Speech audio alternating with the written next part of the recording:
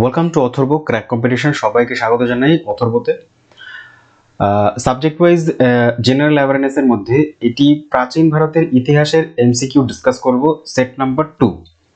এর আগে set number 1 already discuss করে দিয়েছি। প্লেলিস্ট একদম ডেসক্রিপশন বক্সের প্রথমেই পেয়ে যাবে। ওখানে শুধু ইতিহাস নয়, জিওগ্রাফিরও উইথ ম্যাপ আমি ডিসকাস করেছি। প্রচুর ইনফরমেশন তোমাদের দিয়েছি।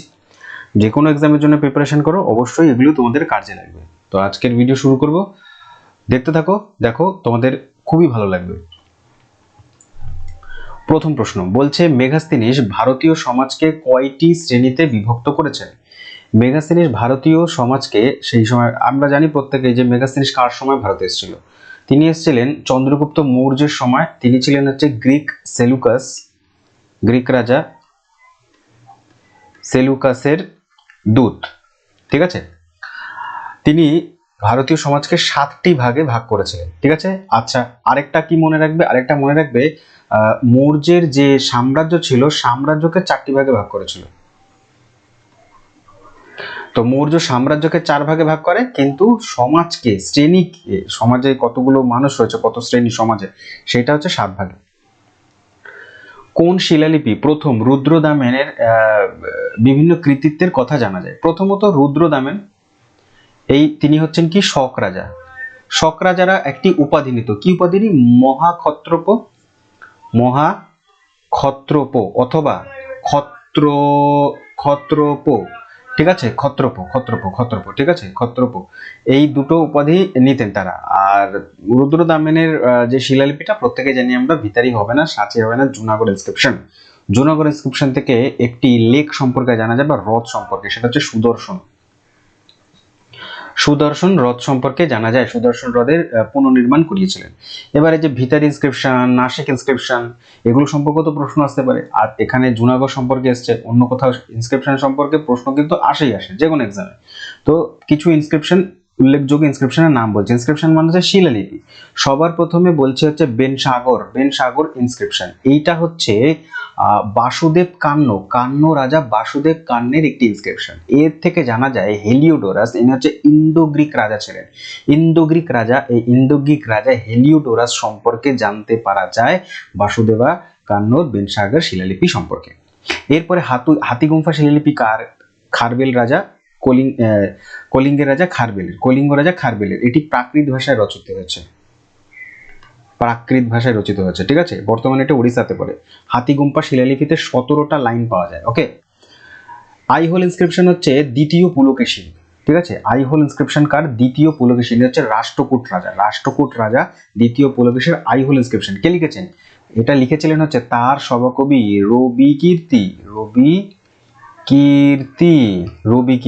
ওকে, রবিকীর্তির রচনা আইহোল ইনস্ক্রিপশন। তারপরে যে জুনাগড়, এটা তো দেখলাম রুদ্রদামেনের সুদর্শন লেক সম্পর্কে আমি বলে দিয়েছি অলরেডি। স্টার লাগাবে ভিতারি ইনস্ক্রিপশন সম্পর্কে, ভীষণ ইম্পর্টেন্ট। এটা হচ্ছে গুপ্ত রাজা স্কন্দগুপ্তের ভিতারি ইনস্ক্রিপশন ইম্পর্টেন্ট। এর থেকে আমরা জানতে পারি কি, স্কন্দগুপ্ত যে হুনদের হারিয়েছিল, ঠিক আছে, সেই সম্পর্কে আমরা জানতে পারি। সেই জন্য তাকে কি বলা হয়? ভারতের রক্ষাকারী। ওকে, এটা জানতে পারি আমরা ভিতার ইনস্ক্রিপশন থেকে স্কন্দগুপ্তের।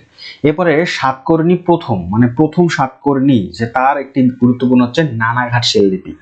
সাতকর্ণী প্রথমে নানাঘাট শিলালিপি ইম্পর্টেন্ট। এটি রচনা করেছেন রানী নয়নিকা। রানী নয়নিকার রচিত হচ্ছে নানাঘাট ইনস্ক্রিপশন, সাতকর্ণী প্রথম। গৌতমীপুত্র সাতকর্ণী বা দ্বিতীয় সাতকর্ণী বলতে পারো। গৌতমীপুত্র সাতকর্ণীর হচ্ছে নাসিক প্রশস্তি। দুটোই কিন্তু ইম্পর্টেন্ট, আর দুটোই হচ্ছে তোমার সাতবাহন রাজা, দুজনই। ওকে, এরপরে মান্দাসর হচ্ছে যশবর্ধনের, তিনি হচ্ছেন ওয়াকাটকা কিং। ঠিক আছে, যশবর্ধনের মিহিরকুলকে হারিয়েছিল যে, ইনিও একজন হচ্ছে তোমার হুন। ঠিক আছে, হুন তোমার আক্রমণকারী ছিলেন। ঠিক আছে, এরপরে স্টার দেবে, যত পারো স্টার দেবে, ভীষণ ইম্পর্টেন্ট। রুম্মিদেই অশোকের অনেক ইনস্ক্রিপশন রয়েছে, তার মধ্যে একটা ইনস্ক্রিপশন হচ্ছে রুম্মিদেই। এই রুম্মিদেই শিলালিপি থেকে জানতে পারা যায় অশোক লুম্বিনীতে গেছিলেন। লুম্বিনী মানে কি? লুম্বিনী নেপালের বৌদ্ধ ধর্মের বার্থ প্লেস। ওকে, তাহলে পরীক্ষায় প্রশ্ন আসবে যে নিম্নলিখিত অশোকের কোন শিলালিপি থেকে গৌতম বুদ্ধের জন্ম সম্পর্কে জানতে পারা যায়। তাহলে জানতে পারা যায় লুম্বিনী শিলালিপি, এখানে তিনি লুম্বিনী যে ভিজিট করেছিলেন তার জন্মস্থান গৌতম বুদ্ধের সেইটি জানতে পারা যায়। ইম্পর্টেন্ট কিন্তু, বারবার বলছি। ভারবী ইনস্ক্রিপশনে কি পাওয়া যায়? ভারবী ইনস্ক্রিপশনে অশোক যে গৌতম বুদ্ধ মানে বৌদ্ধিজম নিয়েছিলেন, গৌতম বুদ্ধ তার যে ধর্ম বৌদ্ধ ধর্ম, সেই বৌদ্ধ ধর্মের দীক্ষা নিয়েছিলেন সেটি জানা যাচ্ছে ভারবী ইনস্ক্রিপশন থেকে। লাস্ট ইম্পর্টেন্ট হচ্ছে মাস্কি ইনস্ক্রিপশন বা মাস্কি শিলালিপি। এখানে তিনি নিজেকে অশোক নামে পরিচিত করেছেন, ঠিক আছে, অশোক নামটি পাওয়া যায়। অশোকের অনেক নাম আছে, যেমন প্রিয়দর্শিকা, দেবনাম প্রিয় প্রিয়দর্শিকা, তো আর তার মধ্যে একটা হচ্ছে অশোক। এই অশোক নামটা তিনি মাস্কি ইনস্ক্রিপশনে লিখেছেন, ঠিক আছে। আচ্ছা, পরবর্তী এটা হচ্ছে, চলো স্ক্রিনশট নিয়ে নাও বা পিডিএফ তোমরা পেয়ে যাবে আমার টেলিগ্রাম চ্যানেলে। পিডিএফ কোথায় পাবে? পিডিএফ পাবে হচ্ছে টেলিগ্রাম চ্যানেলে, টেলিগ্রাম, ঠিক আছে, নিচে ডিসক্রিপশন বক্সে দেওয়া আছে। আচ্ছা, অশ্ব ঘোষের সাময়িক, অশ্ব ঘোষ কার সমসাময়িক ছিলেন? অশ্ব ঘোষ সমসাময়িক ছিলেন সম্রাট কনিষ্কের, যাকে কি বলা হয়? দ্বিতীয় অশোক। কেন? অশোক যেমন গৌতম বুদ্ধের বৌদ্ধ ধর্ম ছড়িয়েছিলেন প্রচুর পরিমাণে, কনিষ্ক সেম জিনিস করেছিলেন, ঠিক আছে। কনিষ্ক হচ্ছে কুষাণ বংশীয় রাজা, কুষাণ। তার রাজধানী দুটো ছিল, একটা হচ্ছে পুরুষপুর যেটা বর্তমানে পাকিস্তানে পুরুষপুর, আর একটা হচ্ছে কি, সেকেন্ড হচ্ছে মথুরা।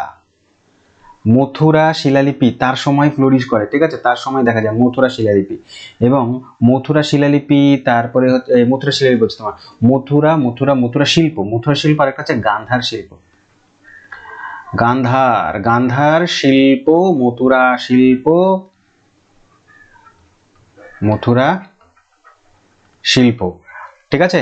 আচ্ছা, কনিষ্কের হেডলেস স্ট্যাচু, মস্তিষ্কহীন যে মূর্তিটা ইতিহাস বইতে দেখো, এটা কোথায় পাওয়া গেছে? এটা মথুরাতে পাওয়া গেছে, ঠিক আছে, মথুরাতে পাওয়া গেছে হেডলেস স্ট্যাচু। তাকে তার ইনস্ক্রিপশনে, তাকে তার কয়েনের মধ্যে হেলমেট পরা অবস্থায় দেখা যায় কনিষ্ককে, ঠিক আছে। কনিষ্ক ফোর্থ বুদ্ধিস্ট কাউন্সিল করেছিলেন, কি বলে, অর্গানাইজ করেছিলেন কোথায়? কুন্দলবন, কাশ্মীরের কুন্দলবনে। আহা, কুন্দলবন, ঠিক আছে। নেক্সট, কালিদাস কার শাসনামলে ছিলেন? প্রবাই জানি। নবরত্ন কে পালন করতেন? দ্বিতীয় চন্দ্রগুপ্ত। তো দ্বিতীয় চন্দ্রগুপ্তের সহকবি ছিলেন হচ্ছেন কালিদাস। এবার কালিদাসের কিছু ইম্পর্টেন্ট লেখা ছিল, যেমন অভিজ্ঞান শকুন্তলম, তারপরে বিক্রম উর্বশীয়, মালবিকা অগ্নিমিত্রম, এগুলো নাটক, এগুলো হচ্ছে ড্রামা, নাটক। আর তারপরে কাব্যের মধ্যে হচ্ছে রঘুবংশ, কুমার সম্ভব, মেঘদূত, এগুলো হচ্ছে কাব্য। তাহলে এগুলো হচ্ছে কাব্য, চলে লিখি, এগুলো হচ্ছে কাব্য, আর এগুলো হচ্ছে নাটক, ড্রামা, ওকে, ড্রামা, কালিদাসের লেখা, ওকে। আচ্ছা, মালবিকা অগ্নিমিত্রম থেকে জানা যায় মালবিকা এবং রাজা অগ্নিমিত্র সম্পর্কে জানা যায়। কে অগ্নিমিত্র? অগ্নিমিত্র হচ্ছে আর কেউ নয়, তিনি হচ্ছে শুঙ্গ বংশীয় রাজা পুষ্যমিত্র, শুঙ্গের পুত্র। দেন এলোরা গুহা কারা নির্মাণ করেছিলেন? এলোরা গুহা নির্মাণ করেছিলেন রাষ্ট্রকূটরা, রাষ্ট্রকূটদের সময়কার হচ্ছে নিদর্শন এলোরা গুহা। তারপরে চোলদের রাজধানী কোথায়? চোলদের রাজধানী হচ্ছে মহাবলীপুরম, কাবেরীপত্তনম, কাঞ্চি নাকি তাঞ্জোর? কি হবে? উত্তর হবে তাঞ্জোর, ঠিক আছে। তাঞ্জোরে হচ্ছে তাদের ক্যাপিটাল ছিল। তাহলে মহাবলীপুরমে কি ছিল? মন্দির ছিল, ঠিক আছে, মন্দির। আর কাঞ্চি কাদের রাজধানী? কাঞ্চি হচ্ছে পল্লবদের রাজধানী। কোথায়? দুটোই হচ্ছে তোমার তামিলনাড়ুতে পড়ে, ওকে। এই দেখো ম্যাপের মধ্যে দেয়া আছে, এই দেখো এইটা হচ্ছে তামিলনাড়ুর যে পোর্শনটুকুনি, এটা হচ্ছে চোলদের এইটুকুনিতে সীমাবদ্ধ ছিল না, পরবর্তীকালে আস্তে আস্তে অনেক জায়গায় দখল করে নেয়। এইখানে এরো চিহ্ন দিয়ে দেখাচ্ছে কাঞ্চিপুরম, এটা পল্লবরা ছিল একটা সময়, আর পল্লবদের হারিয়েই কিন্তু চোলরা আসে পরবর্তীতে। আর এটা হচ্ছে তাঞ্জাভুর বা তাঞ্জোর। এই তাঞ্জোর বা তাঞ্জাভুর কোথায় অবস্থিত? কোন নদীর তীরে? কাবেরী নদীর তীরে অবস্থিত, ঠিক আছে, কাবেরী নদীর তীরে অবস্থিত তাঞ্জাভুর, চোলা, মনে রাখবে। আর চোলদের একটা ভীষণ ইম্পর্টেন্ট, মানে চোলদের বিভিন্ন কারণে গুরুত্ব রয়েছে। এইটাই প্রশ্ন যে চোলরা সর্বাধিক গুরুত্ব কিসের জন্য ছিল? তাদের ভিলেজ অ্যাডমিনিস্ট্রেশন, মানে হচ্ছে গ্রাম সমাবেশ, ভিলেজ অ্যাডমিনিস্ট্রেশন বা বলতে পারো পঞ্চায়েত। আর এই পঞ্চায়েতে কনসেপ্টটা এইখান থেকেই আসে, ঠিক আছে। পঞ্চায়েতের কনসেপ্টটা কোথা থেকে আসে?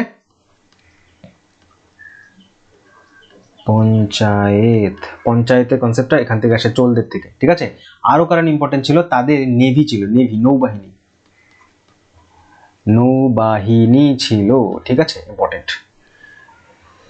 দশকুমার চরিত কে লিখেছেন? দশকুমার চরিত লিখেছেন দণ্ডী। এবার অপশনগুলো দেখো, ভারবী, বিলহন, সোমদেব, এরাও তো কিছু না কিছু লিখেছেন। তো এরাও প্রত্যেকে গুরুত্বপূর্ণ রাইটার এনশিয়েন্ট ইতিহাসের। তো এদেরও কিছু লেখা রয়েছে যেটা পরবর্তী কোনো না কোনো কোশ্চেন আসতে পারে, তখন কি করব? তাই এমসিকিউ নয়, আমি ফুল ইনফরমেশন দিই তোমাদের ওই কারণে। ভারবীর লেখা কিরাতর্জনীয় ভারবীর লেখা। বিলহন লিখেছেন বিক্রমাঙ্ক দেবচরিত। তিনি ছিলেন চালুক্য রাজা ষষ্ঠ বিক্রমাদিত্যের সভাকবি। ষষ্ঠ বিক্রমাদিত্য কে ছিলেন? চালুক্যদের রাজা ছিলেন। ওকে, বিক্রমাঙ্ক দেব রচনা করেছিলেন রাজার জন্য। দণ্ডির আরেকটা লেখক, আরেকটা হচ্ছে তোমার কাব্য, সেটা হচ্ছে কাব্যদর্শন। দণ্ডী কার সহকবি? পল্লব রাজা নরসিংহ বর্মনের সহকবি ছিলেন হচ্ছে দণ্ডিন। দুটো বই হয়ে গেল তাহলে দণ্ডিনের, একটা হচ্ছে কাব্যদর্শন আর একটা হচ্ছে দশকুমার চরিত। ঠিক আছে। এছাড়া সোমদেব কথা সরিৎ সাগর লিখেছেন সোমদেব। ক্ষেমেন্দ্র কি লিখেছেন? বৃহৎ কথা মঞ্জুরি। যদি বলে বৃহৎ কথা মঞ্জুরি তাহলে ক্ষেমেন্দ্র বলবো, আর যদি বলে বৃহৎ কথা তাহলে হচ্ছে গুণাধ্যায়। ওকে, গুণাধ্যায় লেখা। নেক্সট হচ্ছে মত্তবিলাস প্রহসনের রচয়িতাকে। মত্তবিলাস প্রহসন কে লিখেছেন? পল্লব রাজা মহেন্দ্র বর্মন লিখেছেন। আচ্ছা, একটু আগে আমি বললাম না তোমাদের যে রুদ্রদামেন হচ্ছে একজন শক রাজা, তিনি হচ্ছেন কি উপাধি নেন? শকরা নিতেন হচ্ছে ক্ষত্রপ বা মহাক্ষত্রপ। গৌতমী পুত্র সাতকর্ণী নিতেন সাতবাহন বংশের শ্রেষ্ঠ রাজা। ঠিক আছে। আচ্ছা, পুলকেশী টু হচ্ছে রাষ্ট্রকূট রাজা, তার হচ্ছে তোমার রবি কীর্তি লিখেছিলেন তার ইয়ে। ঠিক আছে।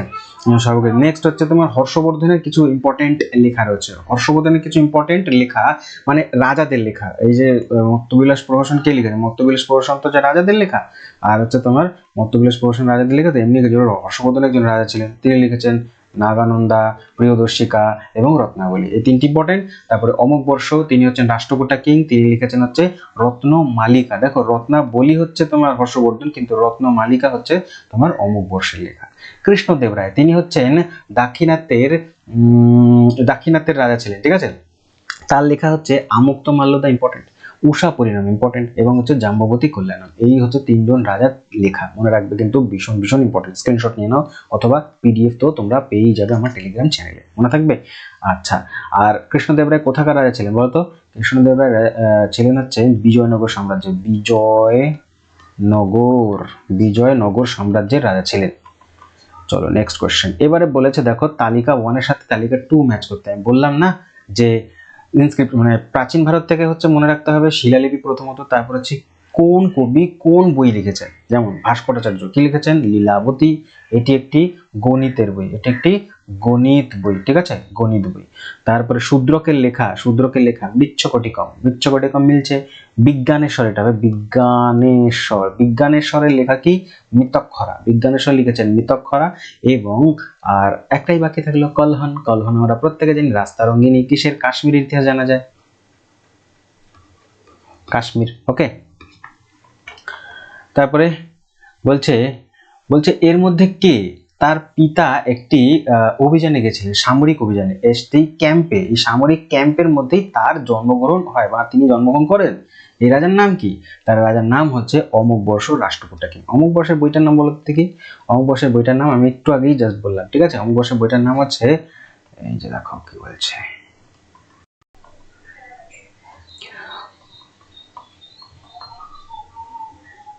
আরে কোথায় গেল? এই তো, রত্নাবলী হচ্ছে হর্ষবর্ধন। ওকে।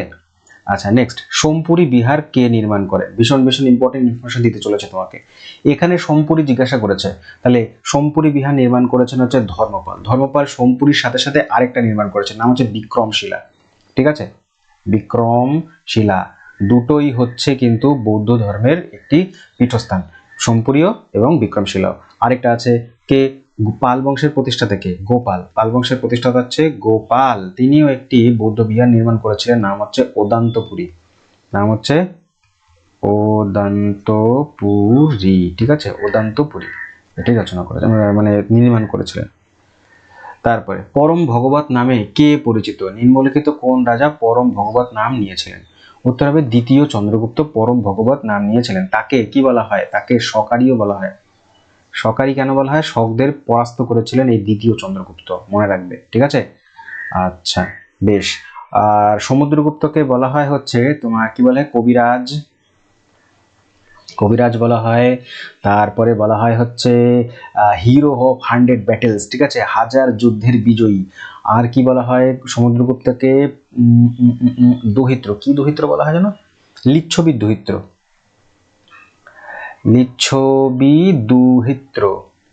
দহিত্র মানে হচ্ছে, দহিত্র মানে হচ্ছে কি বলে, পৌত্র, পৌত্র, ঠিক আছে, মানে তার বাবা মানে হচ্ছে প্রথম চন্দ্রগুপ্ত লিচ্ছবির মেয়েদের বিয়ে করেছিলেন, তারই সন্তান হচ্ছে সমুদ্রগুপ্ত, তাই তাকে বলা হয় লিচ্ছবি দহিত্র। গুপ্ত সম্রাট যিনি হুনদের পরাস্ত করেছেন তার নাম কি? আমি বলেছি অলরেডি আগে, সেটা হচ্ছে স্কন্দগুপ্ত। কোন শিলালিপি থেকে জানতে পারি এটা? এটা হচ্ছে ভিতারি ইনস্ক্রিপশন থেকে জানতে পারি। ভিতারি শিলালিপি থেকে জানতে পারি স্কন্দগুপ্ত তিনি পরাস্ত করেছিলেন হুনদের, ঠিক আছে। আচ্ছা, পরবর্তী প্রশ্ন হচ্ছে চীনা পর্যটক হিউয়েন সাং কোন ইউনিভার্সিটিতে অধ্যয়ন করতে এসেছিলেন? হিউয়েন সাং তার মানে তিনি এসেছিলেন কার সময়? পরীক্ষায় আসবে, মনে রাখবে, হর্ষবর্ধন।